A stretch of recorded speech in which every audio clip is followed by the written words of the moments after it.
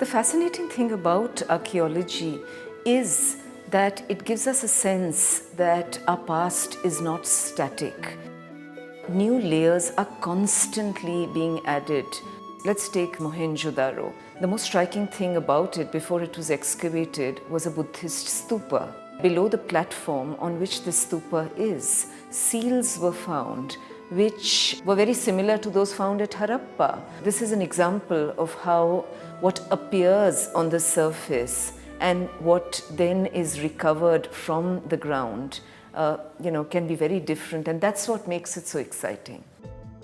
Take the site of Sanghol, which is very rich in Buddhist sculptural remains. Sanghol was also a place where there are a number of sacrificial pits, and all kinds of things have been found in these pits. Besides fruit and food grains, there are spices, nutmeg, peppercorn. Pepper is not found, it's not grown in this part of North India, so it's likely to have come from the south. Another fascinating find comes from a place called Berenike in Egypt, where in the excavations very large quantities of peppercorn were found. So Indian spices of all kinds turn up in the most unlikely places.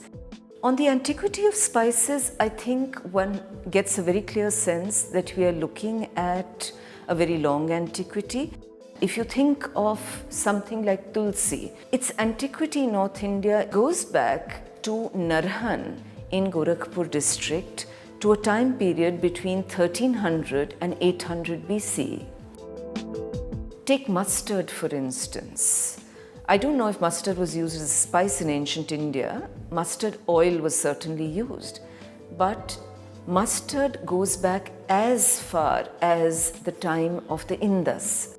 Now, all this really tells us about how Indians lived in the past and how India and its spices were a global flavor for centuries.